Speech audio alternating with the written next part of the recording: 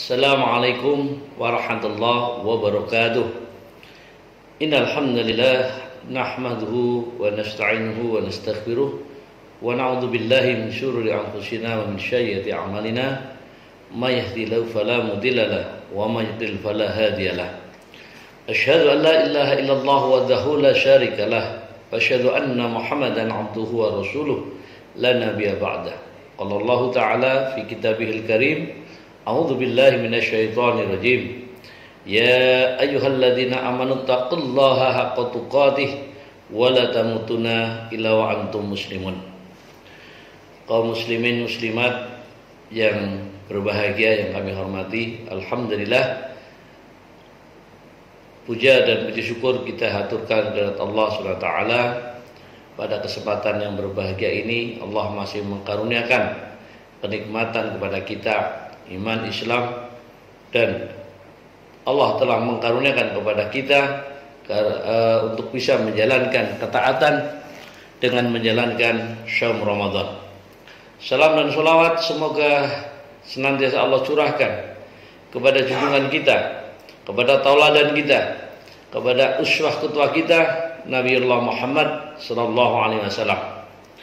Pada kesempatan yang berbahagia ini kami ingin menyampaikan sedikit tentang salah satu permasalahan umat, yaitu bagaimana seseorang ini bisa istiqomah, bisa tetap konsisten di dalam meniti jalan yang telah ditempuh oleh para pendahulunya, oleh Rasulullah Muhammad SAW, para sahabat, para tabi'in, yaitu jalan dakwah.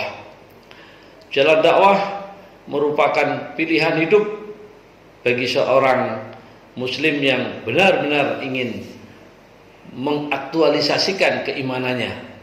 Nah, bagaimana agar seseorang ini di dalam jalan dakwah ini bisa tetap istiqomah, bisa tetap konsisten, komitmen, tidak bergeser ketika dia memilih jalan dakwah? Bahwa para sahabat Rasulullah Muhammad SAW jelas ketika dia mendapatkan risalah, maka setelah itu dia benar-benar meniti jalan dakwah sampai dengan akhir hayatnya. Para sahabat, ulama, tabi'in juga demikian. Pendiri Muhammadiyah, Kiai Haji Ahmad Dahlan pun kalau kita perhatikan hampir seluruh hidupnya diwakafkan, dihibahkan untuk jalan dakwah. Nah, tentunya kita iri dengan para pendahulu-pendahulu kita. Mereka yang begitu gigih, mereka yang mencurahkan waktunya, pikirannya, tenaganya, bahkan hartanya di dalam jalan dakwah. Nah, tentunya kita harus belajar bagaimana para pendahulu-pendahulu kita, mereka bisa istiqomah di dalam jalan dakwah. Nah, inilah yang menjadi permasalahan, karena tidak sedikit para dai, para ustadz, para penyeru mubalik di dalam menyeru dalam jalan kebaikan, mereka tersungkur atau berhenti di tengah jalan. Tentunya kita tidak ingin hal itu terjadi pada kita semuanya. Oleh karena itu, dari berbagai hal yang harus kita pahami tentang jalan dakwah ini, ada satu hal yang harus kita perhatikan bersama-sama,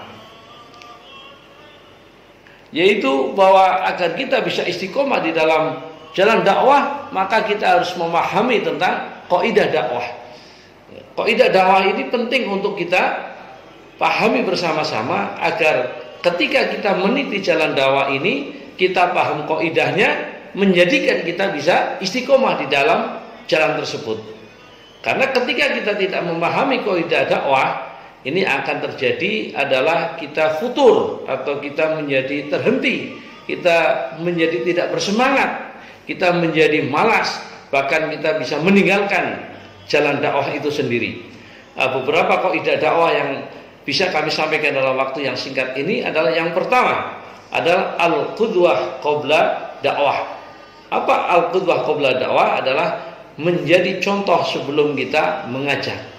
Nah, ini prinsip yang pertama atau kaidah yang pertama, bahwa saya menyeru kepada diri saya sendiri dan kepada para pemirsa saudara-saudara sekalian, ya, tentunya kita adalah sebagai dai penyeru pada kebaikan. Nah, ini Yang prinsip yang pertama adalah al-qudwah qabla dakwah, menjadi contoh sebelum kita ini berdakwah. Nah, tentunya contoh di sini banyak hal yang bisa kita lakukan, mulai dari tutur kata kita, perilaku kita, bagaimana kita hidup di lingkungan kita, bagaimana kita menjadi jamaah di masjid kita, bagaimana kita bisa menjadi anggota dari elemen masyarakat kita. Nah, ini banyak hal, ya, banyak hal. Dan kita sudah pahami bersama bagaimana Rasulullah Muhammad SAW ketika dia belum menjadi seorang Rasul pun dia sudah memberikan keteladanan yang luar biasa, sampai masyarakat jahiliyah saat itu memberikan gelar kepadanya sebagai Al-Amin. Nah, ini ya, jadi al-qudwah qabla dakwah, menjadi tauladan di dalam sebelum kita berdakwah. Yang kedua adalah at-ta'lif qabla ta'rif, ya, menarik simpati sebelum kita memberikan pengertian. Nah, ini penting, ya, simpati, ya. Bagaimana mungkin kita bisa memberikan nasihat, kita bisa berbicara kepada seseorang ketika orang itu tidak bersimpati kepada diri kita. Maka simpati ini penting, menarik simpati agar mereka ini mau mendengar, agar mereka mau duduk di samping kita, mau merenungkan atau memahami apa yang kita sampaikan. Itu yang kedua adalah memberikan simpati sebelum memberikan pengertian. Nah, kemudian setelah simpati apa? Adalah at-ta'rif qabla taklif, memberi pengertian sebelum kita memberikan beban kepada mat'u atau kepada objek dakwah. Ini penting, ya. Setelah kita memberikan tauladan, kita memberikan simpati, baru kita kemudian memberikan pengertian terlebih dahulu. Pengertian tentang iman, tentang Islam, tentang ihsan, apapun yang berkaitan dengan Islam yang sangat komprehensif ini kita berikan kepada mereka, ya, pengertian-pengertian. Nah, sehingga dengan pengertian ini akan menjadi apa? Akan menjadi pola pikir, menjadi mindset, menjadi fikrah. Setelah menjadi fikrah, maka setelah itu baru kita bisa memberikan beban. Dan beban yang diberikan kepada mereka pun harus bertahap. Tidak bisa kita ini memberikan beban langsung begitu saja. Maka tadarruj fi takalif, yaitu memberikan beban yang bertahap, ya, bertahap tetapi berkesinambungan. Tidak langsung kita kasih beban tidak, itu.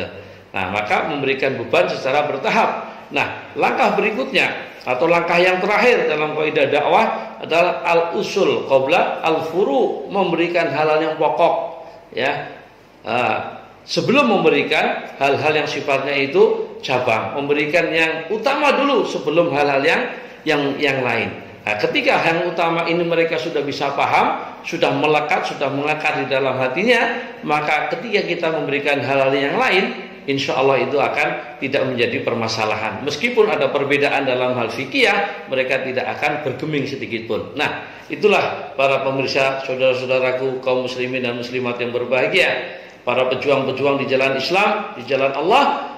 Apabila kita ingin istiqomah di jalan dakwah, maka kaidah dakwah ini harus kita pahami bersama-sama, yaitu mulai dari al-qudwah qabla dakwah sampai dengan al-usul qabla al-furu. Semoga ceramah tausiah yang singkat ini yang memberikan pengertian, pemahaman, dan bisa menjadikan kita termotivasi kembali, bersemangat kembali di jalan dakwah, dan tidak akan menjadi dai yang futur atau yang berhenti di tengah jalan. Terima kasih. Akhir kata, assalamualaikum warahmatullahi wabarakatuh.